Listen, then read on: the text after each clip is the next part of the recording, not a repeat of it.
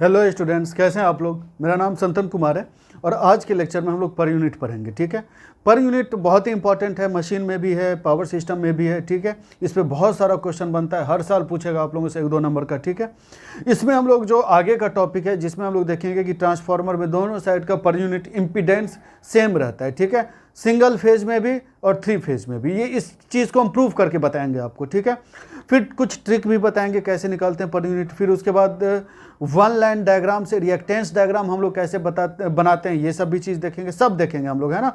हर exam के लिए ये इंपॉर्टेंट है, इस चीज़ को आप समझिएगा। ठीक है, सबसे पहले हम लोग को ये देखना होगा यहाँ पे कुछ बेसिक कि बैलेंस्ड सिस्टम क्या है, अनबैलेंस्ड सिस्टम क्या है। जिनको लगता है कि ये आता है तो आप वीडियो को बढ़ा सकते हैं। ठीक है, पहले देखते हैं कि बैलेंस सिस्टम क्या है। देखो ये है पर यूनिट, पर यूनिट ही टॉपिक है, लेकिन उससे पहले बेसिक देखना पड़ेगा हमको। तो देखो, बैलेंस सिस्टम के बारे में समझने से पहले देखो आप, ये 3 फेज सिस्टम का यूज होता है पावर सिस्टम में, आपको पता है। ठीक है, तो ये सपोज करो 2 ओम, ये भी 2 ओम और ये भी 2 ओम है ना। तीनों का रेसिस्टेंस सेम है, 2 ओम के बराबर है ना, इतना मान लीजिए। फिर उसके बाद आप ये सपोज करिए, तीनों तो अलग अलग फेज है ना, तो अलग अलग हमको लिखना भी होगा RYB, ताकि आप देख के ही बता सकें। अलग अलग कलर से हमको देखना होगा, red, yellow, blue.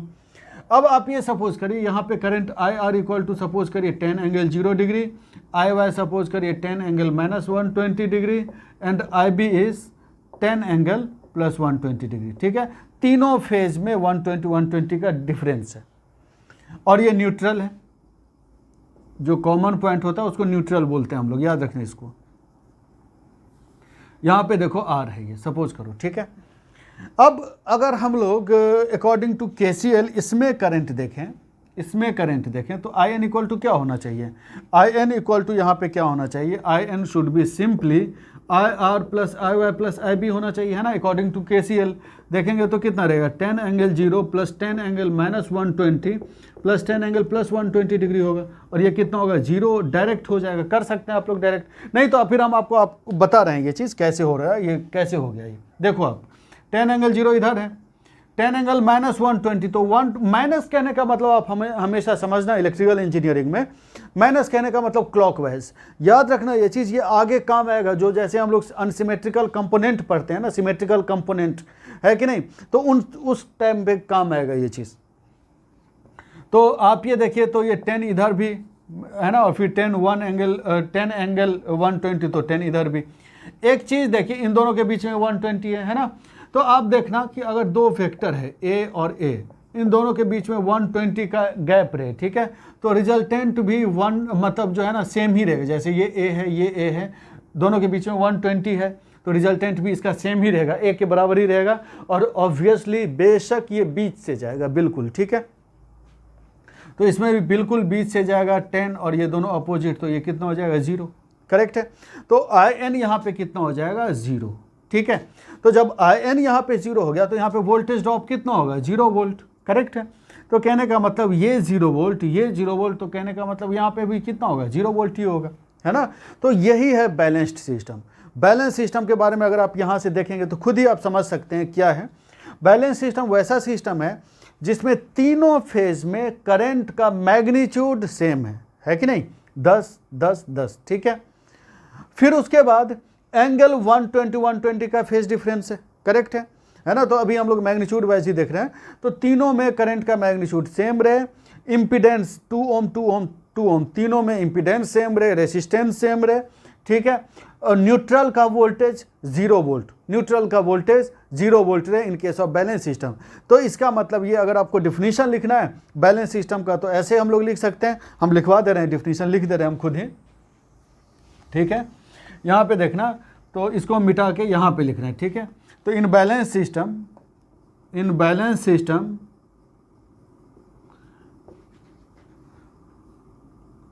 All the phase has same magnitude current, ठीक है, वोल्टेज एंड इम्पीडेंस। ठीक है, मैग्नीट्यूड करंट का वोल्टेज का सेम होना चाहिए, और ऑब्वियसली करंट और वोल्टेज, जैसे देखो करंट 120 का लैग है ना एक दूसरे से, तो करंट और वोल्टेज 120 का डिग्री का लैग होना चाहिए एक दूसरे फेज से, ठीक है, इतना समझ में आ गया। मैग्नीट्यूड वाइज सेम ही रहेगा।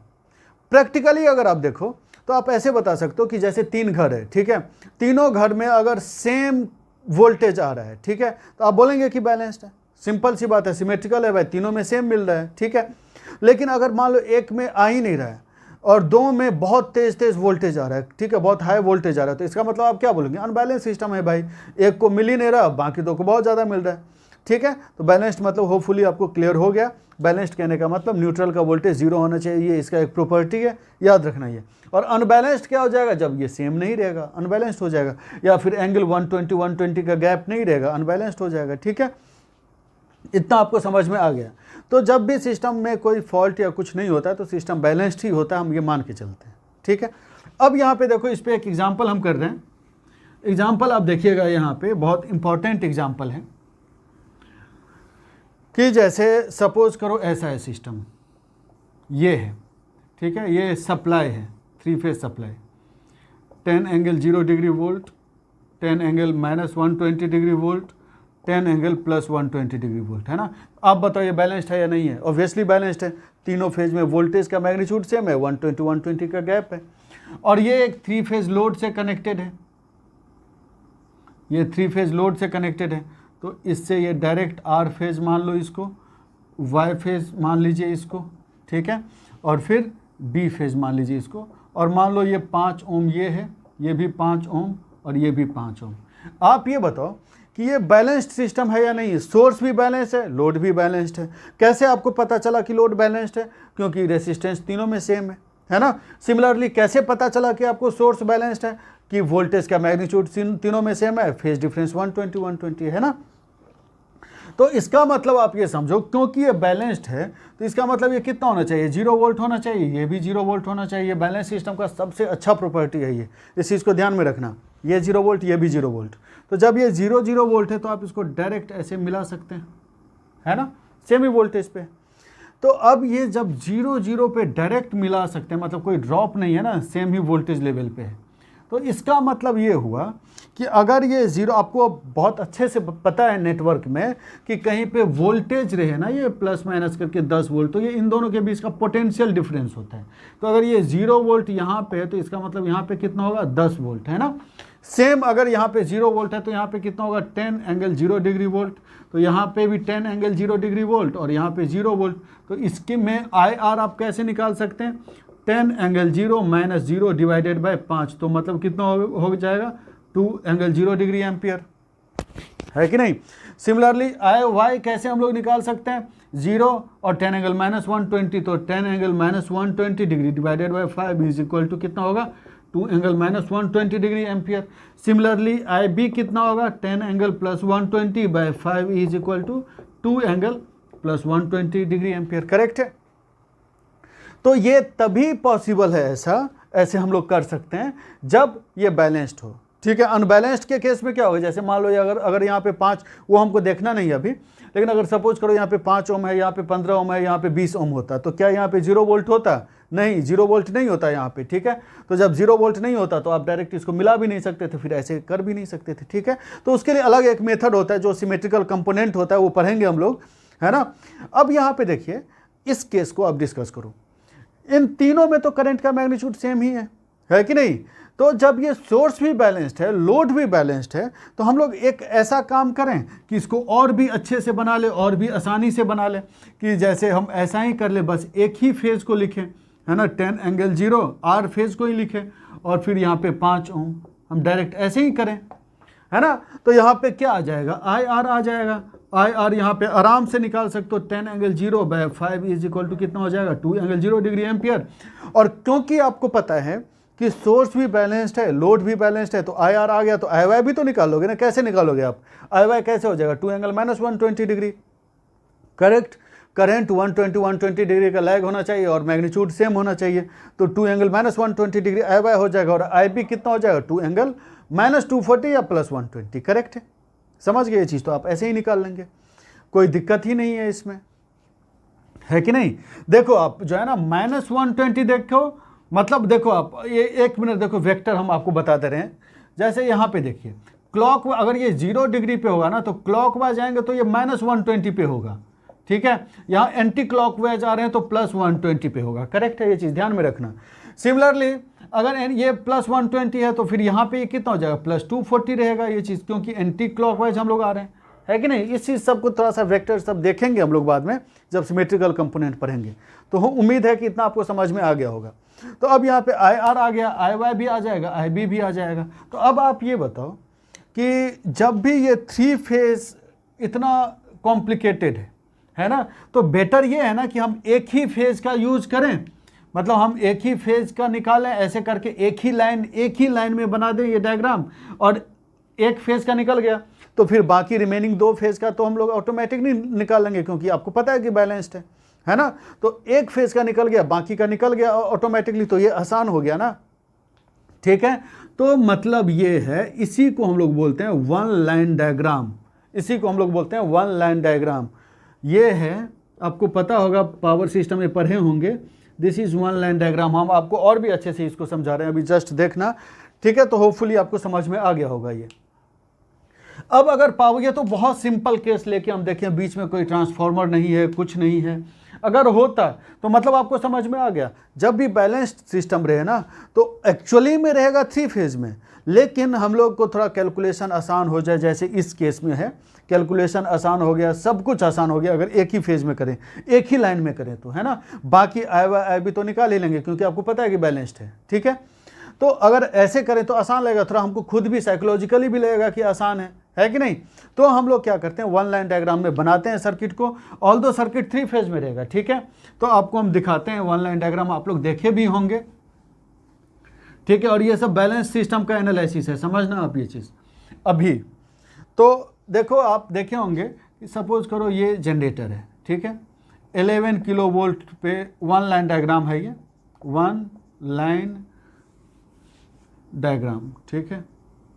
होता सिस्टम 3 फेज में, लेकिन वन लाइन में हम लोग बना लेते हैं, ठीक है। अभी जस्ट देखें आप, अब देखिए, आपको पता है कि जनरली जनरेट कितने पे होता है, 11 किलो वोल्ट पे होता है पावर, आपको पता है क्यों, क्योंकि ये आगे का चीज़ है, या फिर आप एनालॉग में पढ़ेंगे कि जो होता है ना साइनोसॉइडल जनरेट होता है, आपको पता है AC जनरेट होता है, AC मतलब अल्टरनेटिंग करंट, ठीक है, ये जनरेट होता है। और इसका जो जब फॉर्म फैक्टर आप देखेंगे तो वो रहता है 1.1, ठीक है।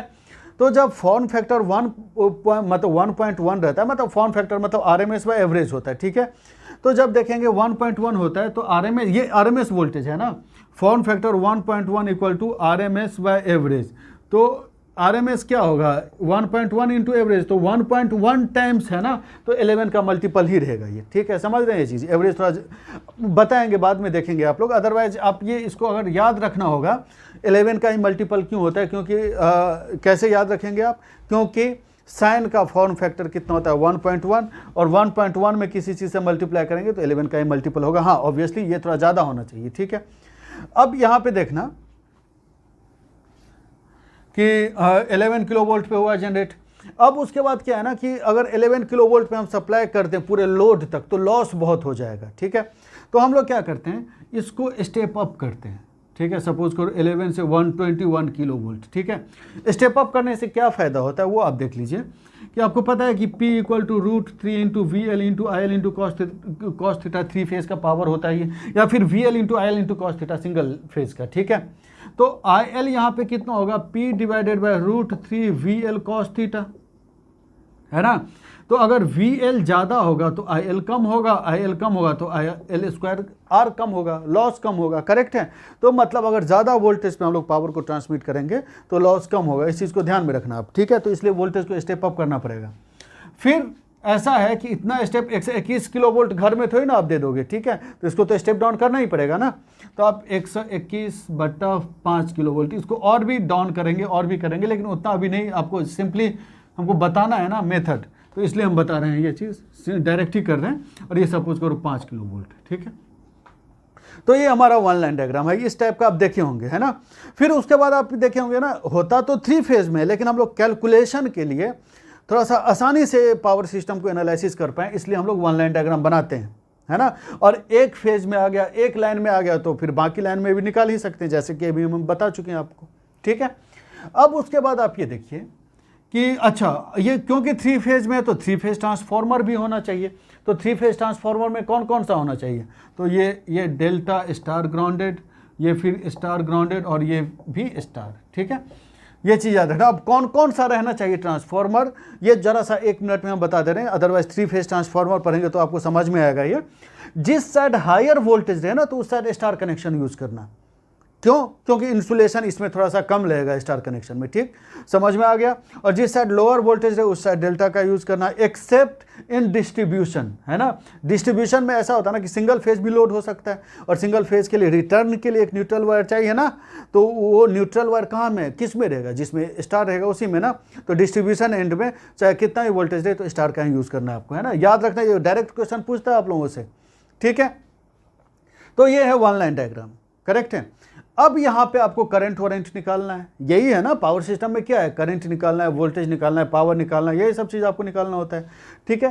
तो अगर इसको आप बनाए, डायग्राम बनाए, आप सर्किट, एक्चुअल सर्किट बनाए आप, तो कैसे बनाएंगे आप, देखो ये जनरेटर के बारे में आपको पता होगा कि हम लोग ऐसे बना सकते हैं। जनरेटर आर को निगलेक्ट कर दीजिए आप, जनरेटर को हम ऐसे बना सकते हैं। हम ये मान के चलते हैं कि आपको ये सब चीज़ आता है, ई जी और ये मान लो एक्स जी, करेक्ट। फिर उसके बाद ट्रांसफॉर्मर है तो ट्रांसफॉर्मर का रिएक्टेंस एक्स टी, और ये फिर इधर ये ट्रांसफॉर्मर ये हो गया, ऐसे हम लोग दिखाते हैं ट्रांसफॉर्मर को, ठीक है। फिर ये ट्रांसमिशन लाइन सपोज करो एक्स एल, और फिर ये ट्रांसफॉर्मर तो एक्स टी टू, ठीक है, ये ट्रांसफॉर्मर टी टू, और फिर ये मोटर सपोज करो ये चीज़ है, ठीक है। आपको ये पता होना, अगर कोई बात नहीं ये नहीं पता है तो मशीन समय क्लियर हो जाएगा। अभी आप जो बता रहे हैं इतना बस समझो आप, ठीक है, ज़्यादा दिमाग लगाने की ज़रूरत नहीं है। अब अगर आप यहाँ पे देखें तो हम इसको अलग अलग कर रहे हैं, ट्रांसफॉर्मर को दोनों को अलग अलग से हम रिप्रेजेंट करें, अलग अलग साइड। सिमिलरली इसमें भी अलग अलग साइड रिप्रेजेंट कर रहे हैं, करेक्ट है। क्यों हमको ऐसा अलग अलग क्यों रिप्रेजेंट करना पड़ा, क्योंकि एक साइड का करंट दूसरे साइड के करंट के बराबर नहीं है, एक साइड का करंट दूसरे साइड के करंट के बराबर नहीं है। आपको पता है ना ट्रांसफॉर्मर में वोल्टेज स्टेप अप या स्टेप डाउन होता है, तो करंट भी तो स्टेप डाउन या स्टेप अप होता है ना। तो इसका मतलब हमको अलग अलग सर्किट से रिप्रेजेंट करना ही होगा, है ना। अभी तक आप यही जान रहे हैं, समझिए ये चीज़। सिमिलरली वोल्टेज एक साइड का दूसरे साइड के बराबर नहीं है, तो अलग अलग सर्किट से यूज़ करना ही पड़ेगा, है कि नहीं। तो जब एक्चुअल सब चीज़ इसका ओम ओम सम होगा ये, है ना। तो कहने का मतलब जब ये चीज़ आपको दोनों साइड अलग अलग है तो आपको अलग अलग सर्किट से यूज़ करना ही पड़ेगा, करेक्ट है। तो अब इस मेथड से अगर करंट वरेंट आप निकालेंगे, सपोज करिए इसमें आप करंट निकालिए, इसमें करंट निकालिए, इसमें करंट निकालिए, तो आपको नहीं लगता कि बड़ा कॉम्प्लिकेटेड हो जाएगा, है कि नहीं, बहुत दिक्कत होगा, बहुत मेहनत करना पड़ेगा, ठीक है। आपसे हम पूछ रहे हैं इसमें करंट निकालना ज़्यादा ईजी है या फिर इसमें करंट निकालना ज़्यादा ईजी है, ठीक है। इसमें सपोज करो ये, इसमें किस में ज़्यादा करंट निकालना ज़्यादा इजी है, इसमें हमको पता है कि इसमें ज़्यादा, मान लो ई जी ई एम, तो आई इक्वल टू क्या रहेगा, simply E G minus E M divided by total X कर लेंगे हम लोग, सिंपल सी बात है। लेकिन इसमें तो और भी मेहनत है ना, है कि नहीं। तो इससे जो है ना, इस पे कैसे आते हैं, तो जब पर यूनिट मेथड का यूज़ करेंगे हम लोग, ठीक है। पर यूनिट मेथड के यूज़ करने पे क्या होगा आपको हम प्रूव करके बताएंगे, आगे पढ़ेंगे ये चीज़, ये आज का ही टॉपिक है। जब पर यूनिट मेथड का यूज़ करेंगे तो उस टाइम पे आप ये देखिएगा कि इस ट्रांसफॉर्मर का जो है ना, तो चाहे इस साइड से देखो या फिर इस साइड से देखो, तो पर यूनिट करंट सेम होगा, पर यूनिट वोल्टेज सेम होगा, या फिर पर यूनिट इम्पीडेंस सेम होगा दोनों साइड से, समझ रहे हैं ये चीज़। तो आप इसको डायरेक्ट एक सर्किट से यूज़ कर सकते हैं, है ना, सीरीज में, जैसे इस यहाँ पे किए हुए हैं, है ना। जैसे हम यहाँ पे सपोज करो ये है XT1, ऐसे किए हुए हैं, तो क्योंकि करंट यहाँ पे जितना है उतना ही करंट यहाँ पे भी होगा, ठीक है। तो पर यूनिट मेथड यूज़ करने से यही होता ही है, दोनों साइड पर यूनिट में सब कुछ सेम रहेगा, ठीक है। ये चीज़ आगे भी हम देखेंगे, आपको समझ में आएगा, करेक्ट, कोई प्रॉब्लम तो इसमें नहीं है। तो कहने का ये मतलब है कि पर यूनिट मेथड क्यों पढ़ते हैं, अभी जो समझ में आया, अभी तक जो समझ में आया वो आप लिख सकते हैं कि ऐसा ट्रांसफॉर्मर, है ना, इसको हम यहीं पे लिख रहे हैं, शायद आपको यहाँ पे दिख रहा है, transformer creates discontinuity in power system network, discontinuity in power system network, ठीक है। सो मतलब we have to use complicated methods to calculate current, आपको अगर मान लो ये नहीं दिख रहा है तो आप लिखते भी रहना, जैसे हम बोल रहे हैं इसलिए बोल रहे हैं, मेथड टू कैलकुलेट करेंट्स, ठीक है। तो if per unit method is used, है ना, तो इसको हम मिटा दे रहे हैं यहाँ पे, तो यहाँ पे इसके बाद लिख लीजिएगा कि if per unit method is used this discontinuity is eliminated. और ये कैसे होता है बाद में देखेंगे हम, अभी आज ही देखेंगे, मतलब बाद में कहने का मतलब अभी देखेंगे, ठीक है। And if per unit method is used, PU method is used, if PU method is used, this discontinuity is eliminated, हट जाता है, ठीक है, eliminated, दिख रहा है ना आप लोगों को, एक मिनट रुक जाओ तो, this discontinuity is eliminated, है ना, समझ में आ गया होगा आप लोगों को। और करंट आप इजीली निकाल सकते हैं, ठीक है। इसको आगे और भी करते हैं हम लोग तो समझ में आ जाएगा आपको, ठीक है। पर यूनिट मेथड यूज करेंगे ना तो ये नहीं, आपको एक सीरीज में आ जाएगा, सिंपली कैसे देखेंगे हम, ठीक है। मिटा रहे हैं तो देखो अब पर यूनिट, अच्छा पर यूनिट में आपको ये भी नहीं चिंता करने की जरूरत है यहाँ पे, यहाँ स्टार है या डेल्टा है या क्या है, कुछ है, बहुत आसानी से कर लेंगे आप, ठीक है। कैसे देखिए आप, एक मिनट,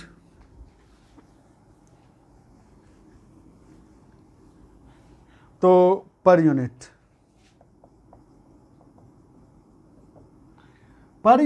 किसी भी चीज का पर यूनिट जो होता है वो होता है एक्चुअल वैल्यू, ठीक है, actual value in some unit divided by base value in same unit. Hopefully आपको क्लियर है ये चीज़, है ना। Actual value in some unit divided by base value in same unit, क्योंकि यूनिट सेम है दोनों का, तो यूनिट पर यूनिट का कितना होगा, यूनिटलेस, ठीक है, यूनिटलेस होगा, ठीक है, इसका कोई यूनिट ही नहीं होगा, ठीक है। तो जैसे कि आप देखो एग्जांपल हम लेते हैं, सपोज करो V इक्वल टू 200 वोल्ट है, ठीक है, और V बेस जो है मान लो 400 वोल्ट है, करेक्ट है।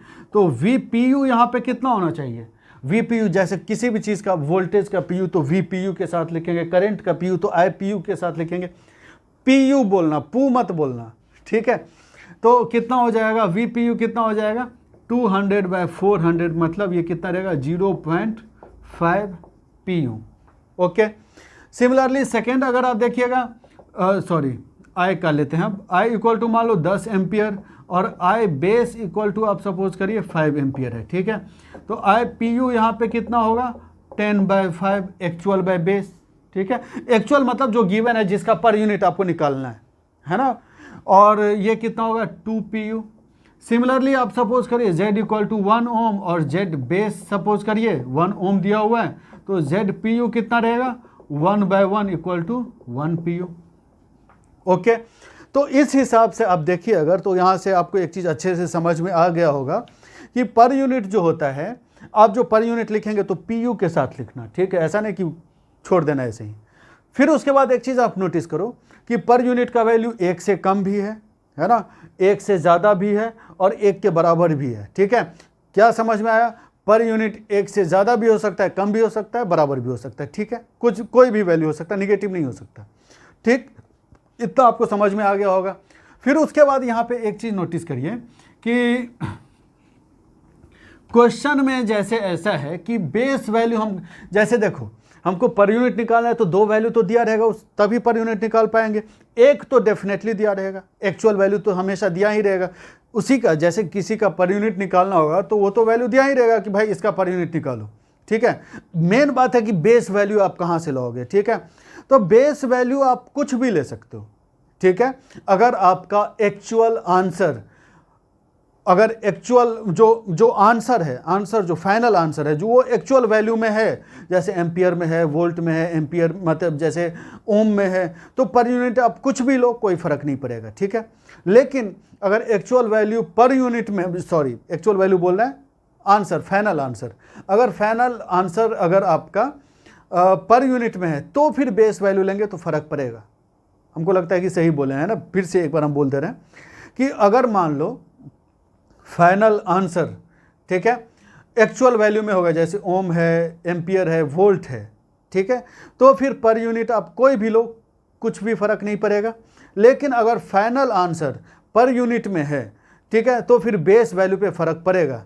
क्यों? इसका जब क्वेश्चन करेंगे तो आपको अच्छे से समझ में आएगा। अदरवाइज ऐसा होता है ना, थोड़ा सा कोशिश करना समझने की, जो अगर फाइनल वैल्यू है ना, तो पहले पर यूनिट में निकाले होंगे तो बेस से डिवाइड करेंगे, और फिर फाइनल वैल्यू में कन्वर्ट करेंगे तो फिर बेस से मल्टीप्लाई करेंगे, तो डिवीजन भी है मल्टीप्लिकेशन भी है, तो कैंसिल ही हो जाएगा, ठीक है, तो कोई फर्क नहीं पड़ेगा। लेकिन जब फाइनल आंसर पर यूनिट में है तो फर्क पड़ेगा, जब न्यूमेरिकल करेंगे तो आपको समझ में आएगा। अदरवाइज हमको लगता है अभी तक समझ में आ गया होगा आपको। मेन बात है कि अब बेस वैल्यू कहां से लें, ठीक है। तो बेस वैल्यू के बारे में ज़्यादा क्यों सोचोगे आप लोग, तो जो क्वेश्चन में गिवन होता है ना, जो रेटिंग रहता है उसी को बेस वैल्यू ले लेना, आप ज़्यादा मत सोचना, ठीक है। तो वोल्टेज में देखें आप, हमारे पास जैसे वोल्टेज का देखें, वोल्टेज रेटिंग क्या रहता है, किलो वोल्ट में रहता है जनरली, ठीक है, तो ये बेस ले लीजिएगा। ये रहता है ना मशीन में, किसी मशीन में देखेंगे तो ऐसे गिवन रहता है ना कि 11 किलो वोल्ट 100 MV अल्टरनेटर है ना, कुछ पावर फैक्टर भी रहेगा। सिमिलरली कोई ट्रांसफार्मर है, जैसे 11/120 50 MVA ट्रांसफार्मर, ऐसे करके रहता है, ठीक है। तो आप क्या देखते हैं, वोल्टेज और MVA रेटिंग रहता है जनरली, ठीक है। तो जब वोल्टेज और रेटिंग जनरली गिवन होता है, वोल्टेज और MVA, जनरेटर में देखेंगे MVA विथ पावर फैक्टर भी रहता है, तो उसको हम नहीं कंसीडर कर रहे हैं अभी, MVA और ये, ठीक है। तो वोल्टेज और MVA जब रेटिंग रहता है तो इसी को बेस ले लेना, और इसी से सारा बेस हम लोग डिराइव कर सकते हैं, ठीक है। तो voltage kilo volt base, correct है, और पावर जो रहता है वो MVA बेस हम लोग ले सकते हैं, ठीक है, या KVA भी हो सकता है, करेक्ट है। तो जब वोल्टेज बेस और पावर बेस आ गया तो करंट बेस भी तो हम लोग निकाल सकते हैं, MVA base divided by kilo volt base into 10 to the power 3। आप बोलोगे कि 10 to the power 3 ऊपर में क्यों ले रहे हैं, जस्ट एक रुक जो एग्जांपल हम आपको बताएंगे तो समझ में आएगा। फॉर सिंगल फेज, 3 फेज के लिए MVA base divided by √3 into kilo volt into 10 to the power 3 ampere 3 phase के लिए। आपको हमको लगता है कि इतना समझ में आ रहा होगा। क्या होता है VA, क्या होता है, √3 इंटू V इंटू I होता है ना, अपरेंट पावर, तो ये MVA सब जो है अपरेंट पावर ही है, तो √3 into VL into IL is equal to MVA, तो यहाँ से IL यही होगा ना। इतना समझ में आ गया। एक्चुअली देखो, आप एग्जांपल हम आपको बता रहे हैं, जैसे कि मान लो कि 11 किलो वोल्ट है ना, और 100 MVA है, 3 फेज अल्टरनेटर, तो यहाँ पे अगर आप IB निकालेंगे तो MVA कितना है, 100 इंटू 10 to the power 6 करेंगे, divided by √3 into 11 into 10 to the power 3 करेंगे, यही करेंगे तो 100 by √3 into 11 into 10 to the power 3 ऊपर ही गया ना, तो मतलब MVA into 10 to the power 3 है ना। तो डायरेक्ट इसके बाद आपको चेंज करने की ज़रूरत नहीं है, तो डायरेक्ट ही लिख सकते हैं आप, है ना। होपफुली आपको इतना समझ में आ गया, ठीक है। इसको मिटा रहे हैं हम, तो ये 10 to the power 3 ऊपर में क्यों मल्टीप्लाई करें, उसी के लिए हम ये एग्जांपल दें, नोटिस करना आप। तो फिर यहाँ पे ये हुआ कि वोल्टेज बेस आ गया, पावर बेस आ गया, करंट बेस आ गया, फिर उसके बाद हमको क्या करना, इम्पीडेंस ही बचा। तो इम्पीडेंस का बेस लेने के लिए इसको हम मिटा रहे हैं। इम्पीडेंस बेस अगर लेंगे हम लोग तो Z बेस अगर हम लोग पहले लेके देखते हैं हम लोग, है ना, कि KV base square by MVA base, suppose करो ये है ना। फिर इसका मतलब ऐसा हुआ, इसको हम लोग करके देखते हैं कि ये सही है या नहीं है, ठीक है। KV base square by MVA base अगर हम लोग करें तो इसको ऐसे कर सकते हैं, kilo volt base into kilo volt base divided by MVA base, correct है। मतलब K मतलब 10 to the power 3, तो K इंटू क्या मतलब 10 to the power 6 into VB divided by 10 to the power 6 into VB into IB हम लोग कर सकते हैं, MVA है ना, तो V इंटू I, तो 10⁶, 10⁶ कैंसिल, वी कैंसिल, तो V B by I B बचा, तो इसको हम लोग जेड बी लिख सकते हैं, जेड बेस लिख सकते हैं। तो जेड बेस समझ गए, K V base square by M V A base. कहने का मतलब ये है, इसका यूनिट क्या होगा, ओम होगा। कहने का ये मतलब है कि हमारे पास 2 बेस गिवन था, ठीक है, kilo volt base, MVA base, यहाँ से सारा बेस हम लोग डिराइव कर लिए। 4 बेस टोटल चाहिए होता है हमको, kilo volt base, MVA base, Z base और आई बेस, ठीक है। तो चारों आ गया हमारे पास, ठीक है। बस अब कुछ है ही नहीं, है ना। अब यहाँ पे देखिएगा आप, हमको लगता है कि इतना समझ में आ गया, इसको मिटा दे रहे हैं। क्वेश्चन करेंगे हम लोग इस पे, कोई टेंशन मत लेना आप लोग, ठीक है। अब यहाँ पे आप एक चीज़ नोटिस करिए, ये इतना आपको समझ में आ गया होगा, तो हमको लगता है कि एक क्वेश्चन इस पे करना चाहिए आपको, ठीक है। An alternator has rating 11 kilo volt and 100 kVA suppose करो, ठीक है, and x is equal to 5 ohm. Find per unit value of x, ठीक है, ये आपको निकालना है। तो पहले देखो x क्या है, एक्चुअल में है 5 ओम, ठीक है, तो x बेस तो हमको चाहिए ना पहले, तो x बेस, z बेस मतलब वही है, ओम ही है ना, तो x बेस हम लोग निकाल लेंगे।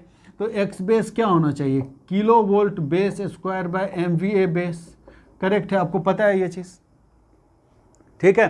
तो मतलब 11 स्क्वायर बाय, ये जो है किलो वोल्ट एम्पियर में, KVA में है, तो मतलब 100 इंटू 10⁻³ करना होगा। समझ रहे हैं मेरी बात आप लोग, क्यों इतना करना होगा, क्योंकि KVA में है, यहाँ पे तो MVA है ना, तो इसलिए 10⁻³ करना होगा, याद रखना है इसको। तो XPU यहाँ पे कितना होगा, 5 ओम डिवाइडेड बाय x बेस कितना आया, 11 स्क्वायर बाय इतना आया ना, तो मतलब 100 इंटू 10⁻³ मतलब आप इसको निकाल सकते हैं, 100 इंटू 10⁻³ डिवाइडेड बाय कितना आया, 121, करेक्ट है। तो ऐसे आप देखिएगा, इतना PU आ जाएगा, इसको आप सॉल्व कर लीजिएगा, ठीक है, 0.004 के आसपास आएगा, इतना कुछ आएगा, ठीक है, देख लेना आप। तो ये है, इस टाइप से क्वेश्चन रहेगा, आप लोगों से पूछा जाता है। अब हमेशा इतना आसान क्वेश्चन नहीं रहेगा, ठीक है। देखो अब, जैसा कि हम आपको बता चुके हैं अभी तक, जो शुरुआत में ही हम आपको बताए हुए थे कि ट्रांसफॉर्म, 1 मिनट को देखते हैं कि वीडियो बन रहा है नहीं बन रहा है, ठीक है। जैसा कि हम आपको बता चुके हैं कि जो ट्रांसफॉर्मर में दोनों साइड में जो पर यूनिट इम्पीडेंस है सेम रहता है, ठीक है, सब कुछ सेम रहता है पर यूनिट में। कैसे, वो चीज़ अभी हम प्रूफ करेंगे, ठीक है, ध्यान से समझना आप लोग, सिंगल फेज में भी और 3 फेज में भी, ठीक है। ये क्या अभी प्रूफ करेंगे, per unit impedance of transformer on both sides are same. Per unit impedance of transformer on both sides are same, ये चीज़ प्रूफ करेंगे हम लोग, ठीक है। देखो ये क्या है, ये आप सपोज करिए ट्रांसफॉर्मर के बारे में तो आपको पता ही होगा, ये ट्रांसफॉर्मर है, ठीक है। यहाँ पे मान लो कि कुछ इम्पीडेंस हम लोग क्या ले लें, प्रैक्टिकली कुछ ले रहे हैं, ठीक है। यहाँ पे मान लो 2 ओम है, ये 10 किलो वोल्ट और ये सपोज करिए यहाँ पे 20 किलो वोल्ट, ठीक है। फिर उसके बाद और ये N1:N2, मतलब जैसे 1:2 ले लो, 1/2 ले लो, है ना, टर्न रेशियो इतना है, करेक्ट है। और 50 MVA, ठीक है। आपको पता होगा ट्रांसफॉर्मर के बारे में कि 1 मिनट देखो, ये क्वेश्चन है हमारा, क्वेश्चन हम दे दे रहे हैं, find per unit impedance on both sides, ठीक है, पर unit impedance on both sides. तो आपको हम एक चीज़ बता रहे हैं, आपको पता होगा ट्रांसफॉर्मर में एक चीज़ होता है कि ऐसा है N1:N2, ठीक है, मान लो यहाँ पे वोल्टेज V1 है, यहाँ पे वोल्टेज V2 है। आपको पता है कि V1 by V2 equal to I2 by I1 equal to क्या है, N1 बाय N2। पता है आपको ये चीज़, करेक्ट है। मतलब यहाँ पे ये देखेंगे अगर, तो V1 into I1 equal to V2 into I2 रहेगा, है कि नहीं। मतलब MVA1 is equal to MVA2 रहना चाहिए। मतलब दोनों साइड का MVA सेम रहेगा। मतलब ट्रांसफॉर्मर में दोनों साइड का रेटिंग MVA सेम रहेगा। मतलब दोनों साइड का बेस भी सेम रहेगा, बेस MVA, दोनों साइड का बेस MVA भी सेम रहेगा। तो इसीलिए दोनों साइड मिला के हम एक ही लिख रहे हैं यहाँ पे 50 MVA, ठीक है। तो ये चीज़ आप लिख लीजिएगा सेंटेंस में कि in transformer base MVA on both the sides are same, ठीक है। हम लिखवा देंगे अभी, ठीक है, ये तो समझ गया। सिमिलरली वोल्टेज अगर आप देखिएगा, इससे यहाँ से अगर देखें तो V1 इक्वल टू कितना है, N1 bye N2 into V2। तो बेस जो वोल्टेज स्टेप अप या स्टेप डाउन होगा, तो बेस वोल्टेज भी स्टेप अप या स्टेप डाउन होगा, सारा वोल्टेज स्टेप अप या स्टेप डाउन होगा, करेक्ट है ये चीज़। तो इन सब चीज़ को हम इकट्ठे लिखवा दे रहे हैं। फिर ये क्वेश्चन करेंगे हम लोग कि in transformer base MVA on both the sides are same, correct है। याद रखना ये चीज़, बेस MVA on both the sides are same, correct है। हैंड राइटिंग मेरा उतना ठीक नहीं है, आप लोग समझ, इसलिए हम बोल भी रहे हैं। And base voltage will step up और down, base voltage will step up और down according to turn ratio, okay. मतलब दोनों साइड का बेस वोल्टेज सेम नहीं रहेगा, इस चीज़ को ध्यान में रखना। देखेंगे कैसे स्टेप अप या स्टेप डाउन होगा, लेकिन बेस MVA दोनों साइड सेम ही रहेगा। याद रखना ये चीज़ बहुत इंपॉर्टेंट है, और यही चीज़ 3 फेज में भी एप्लीकेबल है, ठीक है। और इसी सबसे क्वेश्चन सॉल्व होगा आपका। न्यूमेरिकल जो लंबा न्यूमेरिकल देखते हो 2-2 पेज में जाता है, ठीक है, वो इसी सबसे सॉल्व होगा, है ना। ये सब कॉन्सेप्ट आना चाहिए आपको। तो देखते हैं, हम बताते हैं आपको, ये चीज़ लिख चुके होंगे आप। तो देखो आप यहाँ पे प्राइमरी साइड में देखते हैं आप दोनों चीज़। इसको अब हम, मेरा क्या है, इस क्वेश्चन को सॉल्व करना है, ठीक है। तो इन सबको हम मिटा रहे हैं। तो देखना आप कि देखो ये दोनों साइड है, ये इसको लो वोल्टेज साइड और हाई वोल्टेज साइड, ठीक है। बेस वोल्टेज यहाँ पे कितना है, बेस वोल्टेज यहाँ पे कितना होना चाहिए, 10 किलो वोल्ट, और यहाँ पे 20 किलो वोल्ट होगा। हम अभी जस्ट बताए थे कि बेस वोल्टेज स्टेप अप या स्टेप डाउन हो सकता है अकॉर्डिंग टू टर्न रेशियो 1:2। तो गिवन भी है 10 किलो वोल्ट, 20 किलो वोल्ट, है ना। जैसे होता है ना कि 100/400 किलो वोल्ट ऐसे दिया रहे, तो 100 किलो वोल्ट एक साइड का, 400 किलो वोल्ट दूसरे साइड का, ठीक है। तो 10 kilo volt, 20 kilo volt, correct है। फिर बेस MVA कितना है, 50 MVA, इधर भी 50 MVA, क्योंकि बेस MVA तो दोनों साइड सेम ही रहेगा। इस चीज़ को याद रखना बहुत इंपॉर्टेंट है ये, ठीक है। अब बेस इम्पीडेंस अगर देखें तो kV², तो 10²/50 मतलब कितना रहेगा, 2 रहेगा, 2 ओम बेस इम्पीडेंस, है ना। इम्पीडेंस का यूनिट तो ओम ही रहेगा ना, तो 2 ओम। फिर यहाँ पे बेस इम्पीडेंस कितना रहेगा, किलो वोल्ट स्क्वायर, 20²/50, तो मतलब कितना रहेगा, 400 ये होगा ना, तो मतलब 8 ओम रहेगा ये, है कि नहीं। होपफुली आपको इतना समझ में आ रहा है। तो Z1 अगर हम लोग देखें, प्राइमरी साइड का पर यूनिट इम्पीडेंस, हम लोग लो वोल्टेज हाई वोल्टेज का सब कुछ बेस वेस लिख लिए हम लोग, है ना। अगर ऐसे करेंगे तो मिस्टेक होने का चांस कम रहेगा। अदरवाइज आपका मेथड है, आप करिएगा अपने मन से, जैसे जो भी हो। तो Z1 अगर हम लोग देखें तो यहाँ पे Z1 एक्चुअल कितना है, Z1 actual divided by Z base, ठीक है। तो ये कितना है, 2 ओम, तो 2 डिवाइडेड बाय, ये जब सर्किट में यूज करेंगे ना हम लोग 1 लाइन डायग्राम में, तो और अच्छे से समझ में आएगा। ये कितना होगा, 2 ओम डिवाइडेड बाय Z बेस, यहाँ पे कितना है 2, तो मतलब 1 pu हुआ। सेकेंडरी साइड में देखें Z2 pu, तो Z2 actual divided by Z2 pu, मतलब बेस होना चाहिए, है कि नहीं। Z2 pu सेकेंडरी साइड में अगर पर यूनिट देखना है तो Z2 actual bye Z2 base होना चाहिए। अब Z2 एक्चुअल क्या होगा, तो आपको ट्रांसफॉर्मर में बेसिक चीज़ पता होगा कि अगर ये 2 ओम है तो 2 ओम इंटू जिस साइड ले जाते हैं तो N2/N1 का स्क्वायर हो जाएगा, तो 2/1² हो जाएगा। आपको पता होगा ट्रांसफॉर्मर में, ठीक है। जैसे ये आप मान के चलते हैं, जैसे ट्रांसफॉर्मर है, सपोज करो ये N1/N2 का टर्न रेशियो, ठीक है। तो अगर यहाँ पे Z1 है तो इस साइड क्या हो जाएगा, Z1 इंटू N2/N1 का स्क्वायर, ठीक है। ये चीज़ हम उम्मीद करते हैं कि आपको आता होगा। डिवाइडेड बाय ये Z2 एक्चुअल है और Z2 बेस देखें तो कितना है, यहाँ पे 8 है, तो मतलब ये कितना रहेगा, अगर आप देखें तो ये 1 ही PU रहेगा। तो मतलब आप देख रहे हैं कि ट्रांसफॉर्मर में दोनों साइड पर यूनिट इम्पीडेंस कितना है, सेम ही है ना। प्राइमरी साइड में Z1 PU देखेगा तो 1 PU है, सेकेंडरी साइड में Z2 PU देखेगा तो 1 PU है ना। तो in transformer per unit impedance on both the sides are same, correct है। समझ में आ गया ये चीज़, इसको लिख भी लेना आप लोग, ठीक है। आपको हमको लग रहा है कि ये समझ में आ गया हो, मतलब आ गया होगा। तो ट्रांसफार्मर में per unit impedance on both the side are same in, ये अभी सिंगल फेज का है, 3 फेज का भी देखना है तो 3 फेज का भी देख लो आप, ठीक है। तो सब कुछ, एक भी क्वेश्चन ना छूटे आप लोगों से, बस ऐसे हम लोग को पढ़ना है। ट्रांसफार्मर में पर यूनिट इम्पीडेंस दोनों साइड सेम होता है, सिंगल फेज में भी 3 फेज में। तो 3 फेज आप देख लीजिए, हम लोग क्या करते हैं, स्टार डेल्टा ट्रांसफार्मर देखते हैं, ठीक है। ये स्टार और ये सपोज करिए ये डेल्टा, स्टार डेल्टा ट्रांसफार्मर है।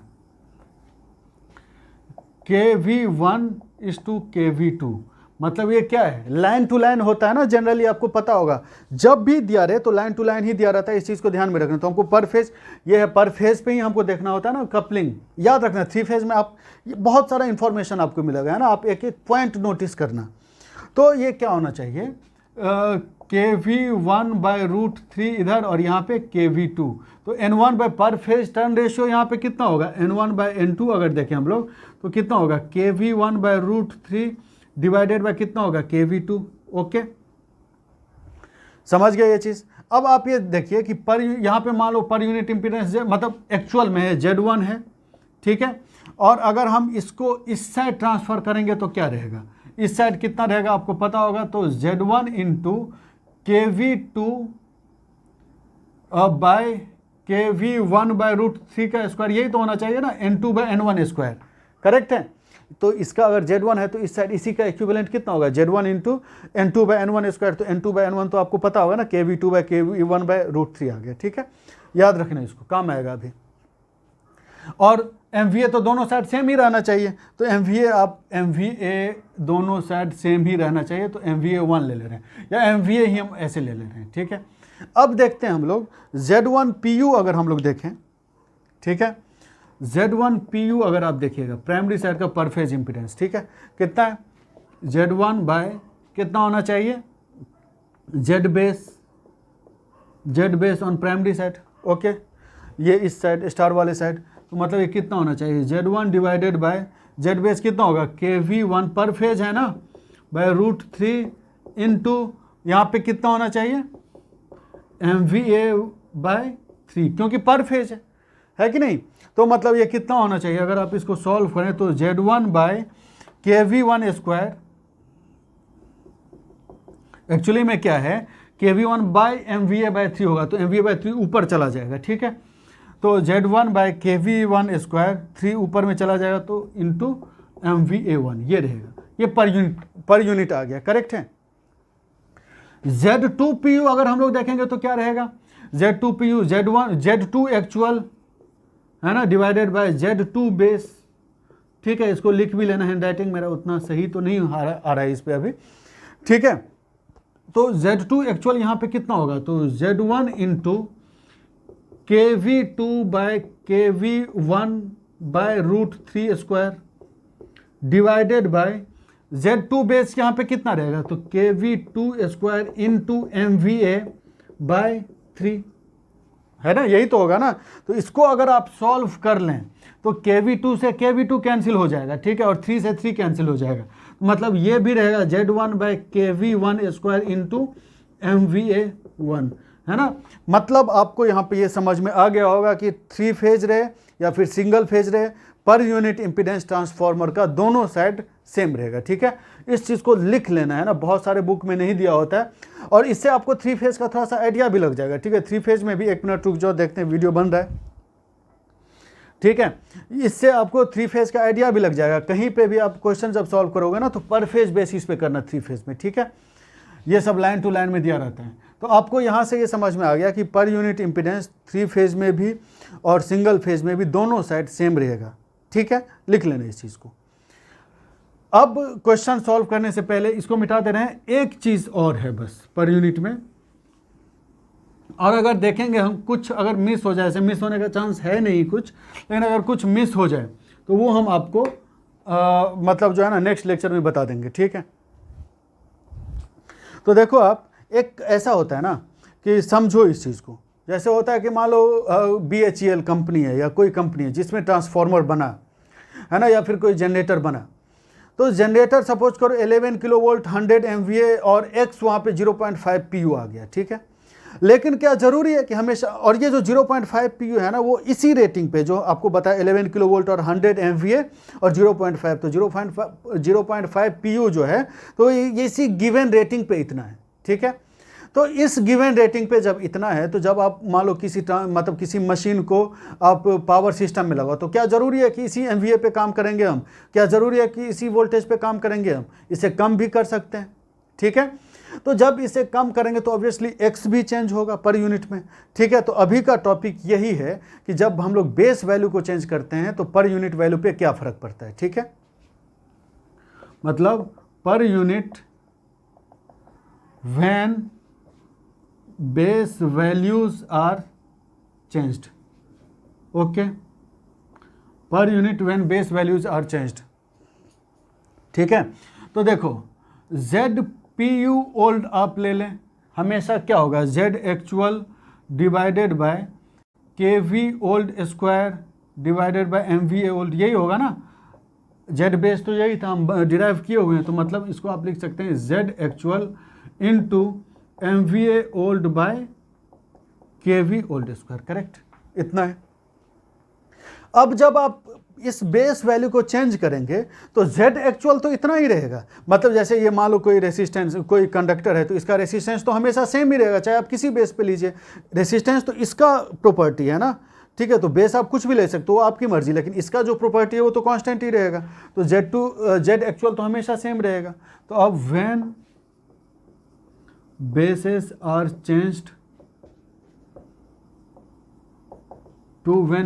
Changed to MVA new and KV new, ठीक है। तो ZPU न्यू अब यहाँ पे कितना होगा, Z actual divided by KV new square by MVA new, तो MVA न्यू ऊपर चला जाएगा, ओके। तो अब यहाँ पे Z एक्चुअल इतना हो गया, तो अगर आप पुट करें यहाँ पे इसको तो ये कितना रहेगा Z एक्चुअल की जगह पे इसको हम पुट कर रहे हैं, ठीक है। इतना समझ में आ गया आपको। तो Z एक्चुअल आपको चाहिए, तो Z एक्चुअल आप यहाँ से निकालें अगर, तो Z एक्चुअल अगर आप यहाँ से निकालेंगे तो Z एक्चुअल क्या होगा, ZPU old into KV old square divided bye MVA, है कि नहीं। तो आप इसको निकालेंगे यहाँ से, डायरेक्ट ही लिख रहे हैं, तो ZPU old into KV old square by MVA old, ये हो गया Z actual into MVA new by KV new square, ये आ गया ZPU न्यू। समझ में आ रहा है ये चीज़। मतलब हम क्या कर रहे हैं, जो पहला जो कंडीशन है उससे हम लोग Z एक्चुअल निकाल ले रहे हैं, फिर अब किसी बेस पे पूछे तो डायरेक्ट आप बेस वैल्यू लिख लेना, Z बेस लिख लेना, करेक्ट है। और Z बेस हमेशा KV बाय MVA आएगा, तो MVA नीचे में है तो यहाँ पे ऊपर चला जाएगा, ठीक है। तो अगर आप यहाँ पे देखिएगा, ठीक है, तो आप इसको डायरेक्ट याद रखने का मेथड हम आपको बता रहे हैं, डायरेक्ट याद रखने का मेथड बता रहे हैं। देखो आप अगर इस फॉर्मूला को बढ़िया से देखो आप, तो ये क्या है, Z, फिर से लिख रहे हैं, ZPU new is equal to ZPU old into MVA new by MVA old into KV old square by KV new square, है ना। मतलब अगर आप ये देखिए तो MVA न्यू ऊपर में न्यूमरेटर में, बस देखना आप याद रखने का तरीका बताएं, तो M और N साथ में आता है ना। ये फॉर्मूला बहुत इंपॉर्टेंट है, बहुत बार क्वेश्चन पूछा है हर एग्जाम में इस पे, ठीक है। तो देखो M और N तो साथ में आता है, तो M से MVA, N से न्यू और N से न्यूमरेटर, तो MVA न्यू जो है न्यूमरेटर में रहेगा, बाकी सब उल्टा हो जाएगा। ठीक है, तो इसको याद रखिएगा अच्छे से। ठीक है, बहुत इंपॉर्टेंट है। तो इसका देखेंगे हम लोग एग्जाम्पल जब करेंगे नेक्स्ट लेक्चर में, तो उस टाइम पे देखेंगे हम लोग। ठीक है, अब अगर आप देखेंगे इतना तो समझ में आ ही गया होगा आप लोगों को। अब उसके बाद अगर देखें, इसको मिटा दे रहे हैं, तो ट्रांसफार्मर में आप क्या देख चुके हैं कि दोनों साइड पर यूनिट इम्पीडेंस और सब कुछ सेम रहेगा। ठीक है, तो पर यूनिट करंट भी तो सेम रहेगा। जैसे कि मान लो, सिंपल सी बात है, आप ये करके देखना आप, है ना।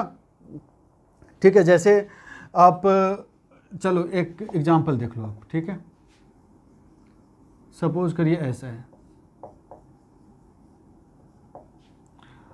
20 किलो वोल्ट मान लीजिए, 40 किलो वोल्ट मान लीजिए, यहाँ पे 4 एम्पियर मान लीजिए, तो यहाँ पे कितना होना चाहिए, यहाँ पे कितना होना है, जब ये 4 एम्पियर है तो वोल्टेज डबल हो रहा है, तो करंट आधा होता है, 2 एम्पियर हो जाएगा यहाँ पे। ठीक है, फिर उसके बाद आप सपोज करो MVA यहाँ पे कितना ले लें हम, MVA सपोज कर लेते हैं कि 50 MVA ले रहे हैं। ठीक है, तो मतलब I पर यूनिट हमको दोनों साइड निकालना है। ठीक है, I पर यूनिट हमको दोनों साइड निकालना है। तो I पर यूनिट अगर प्राइमरी साइड अगर हम लोग देखें तो कितना है, I actual 4 divided by I base होना चाहिए।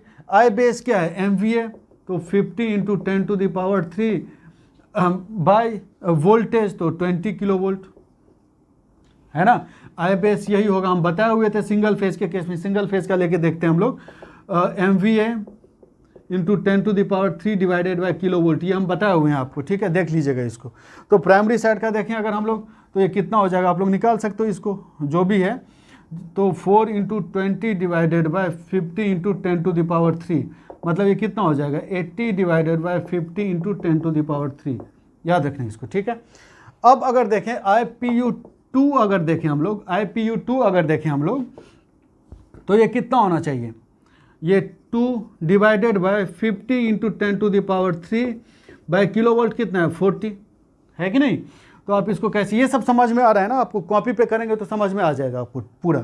तो अब ये कितना होना चाहिए, ये होना चाहिए 2 into 40 divided by 50 into 10 to the power 3, इतना होना चाहिए। मतलब ये कितना रहेगा, 80 by 50 into 10 to the power 3। तो मतलब देख रहे हैं पर यूनिट करंट दोनों साइड सेम है। ठीक है, तो अगर मान लो कि पर यूनिट करंट दोनों साइड सेम है, तो अगर इसको पर यूनिट में लिखना होगा तो हम कैसे लिखेंगे भाई, करंट दोनों साइड सेम है तो हमको एक सीरीज नेटवर्क से ही करना होगा ना, कि इतना इस साइड जितना करंट रहे उतना इस साइड करंट रहे। करेक्ट है, पर यूनिट इंपीडेंस भी दोनों साइड सेम है कि नहीं। तो ऐसे ही लिखना होगा हमको, जब ट्रांसफार्मर को पर यूनिट में लिखेंगे तो ऐसे ही लिखेंगे। करेक्ट है, आ गया समझ में ये चीज़, है ना। तो बस 1 सेकंड और रुकिए, आप इसको कॉपी पे लिखना, समझ में आ जाएगा आपको। फिर अब 1 सेकंड और भी रुकिए आप। जैसे 1 लाइन डायग्राम है, उसको रिएक्टेंस डायग्राम में कैसे बनाते हैं वो आपको बता रहे हैं हम। ठीक है, और फिर आगे हम लोग देखेंगे नेक्स्ट लेक्चर में। जैसे जो 1 लाइन डायग्राम था वो, 1 लाइन डायग्राम कैसा था,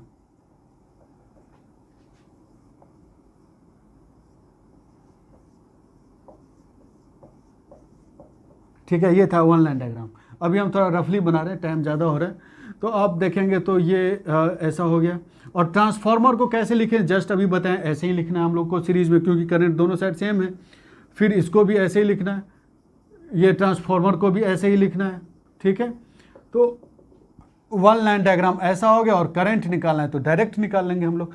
कैसे निकालते हैं इस पे जब न्यूमेरिकल करेंगे हम लोग नेक्स्ट लेक्चर में, तो आपको समझ में आएगा। होपफुली आपको सब समझ में आ गया है। कॉपी पे करना, जो भी पढ़े हो सब्सक्राइब करना, आगे और भी पढ़ेंगे हम लोग। ठीक है, थैंक यू सो मच।